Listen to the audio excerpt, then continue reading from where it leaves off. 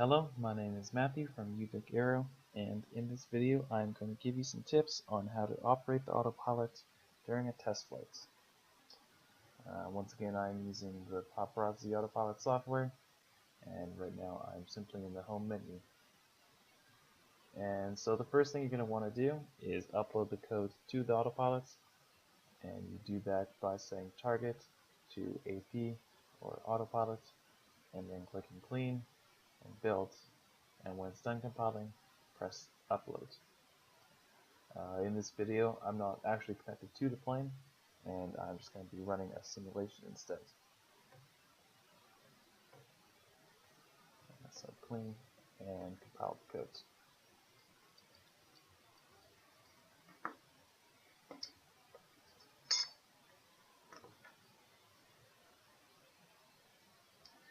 And now that that is done, I'm going to want to go to session and press flight USB serial at 57600 and then press execute.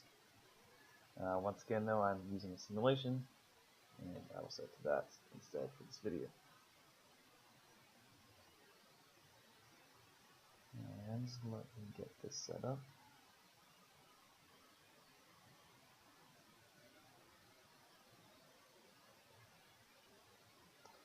I also like to add another sensor to this ground control station. Once again, you go to Tools and Messages in order to view the airspeed sensor that we have set up.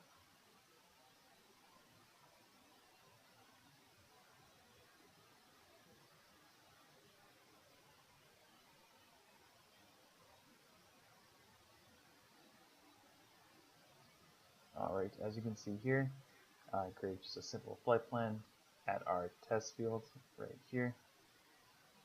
This is where we generally go to when testing our Snitch 2. Before you go to the build, you probably want to confirm with the pilot, with the flight plan that you set up, to see if he approves of the locations of the waypoints and whatnot. Alright, so once you're at the field, you're going to go over a variety of verification and checklists to make sure that everything is running on the ground and working on the ground. This just involves looking at these values for your different sensors and your airspeeds, and making sure the plane is functioning correctly. Okay, so they're at the field. They're gonna launch the plane manually, and I don't like to launch the plane in autopilot until after they've launched it manually, just in case the pilot accidentally switches to autopilot and the plane doesn't start going on its own. So let's say they launch the plane manually, and then I will press takeoff and launch. So when the plane is initially launching, it is very important that you keep the pilot up to date with the airspeed of the plane and its current altitudes. I'll probably keep the pilot up to date every few seconds on these sensor values. And one of the things I'm going to talk about in this video is the importance of communication between you and the pilot.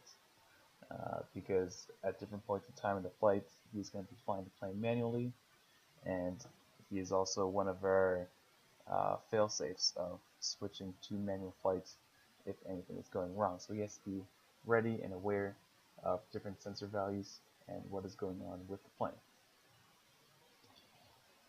So let's say the plane is flying manually and it's flying pretty good. I'll keep them updated every once in a while on different sensor values. A few things to keep an eye on are also the telemetry link right here between you and the plane, and the RC or remote control connection for manual flights. So we will also want to switch to autopilot during the test flights, and this is done by the pilot flipping the switch on his controller.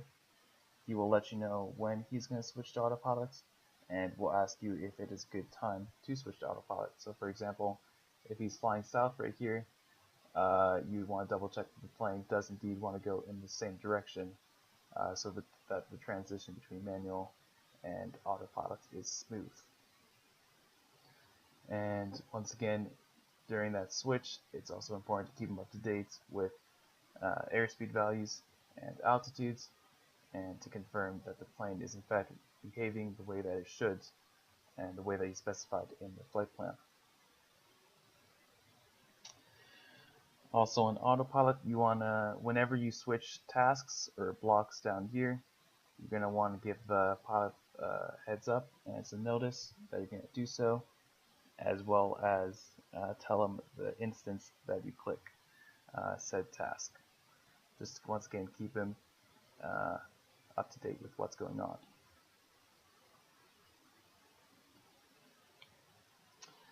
Another thing I'm going to touch up on is the control loop / gains, which basically fine tunes how the plane controls.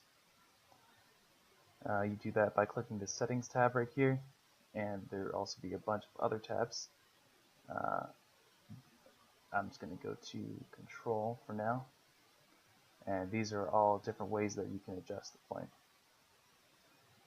I'm not going to go over what every value here does, because there are a lot of them, but basically just how to use them in Paparazzi. So right here we have the name of our value, we have its current value, and this slider lets us adjust the value. So let's say we want to adjust pitch trim, we want to increase it. As a rule of thumb, you never want to increase a value more than 10% at a time, just for safety. So I'm just going to increase this guy a smidgen here. And adjusting something on the slider does not actually immediately affect the plane. You do so by pressing this commit button. And when I do that, you can see that our current value changes right away. And once again, I'm going to keep harping on this. You got to keep the pilot up to date when exactly you change this value and the instance that you press this commit button. And if we want to redo that value at any point, we can press this redo button or undo button, and it will send us back to our previous value. Let's say at the end of the flight, you're happy with the way you've tuned your gains. If you close this window right away, you will actually lose the values that you've adjusted. You can save them by pressing this button right here. Click OK, and then pressing save will overwrite the values you have in your XML codes. So if you're afraid of losing your old values, it is a good idea to create a copy of your airplane.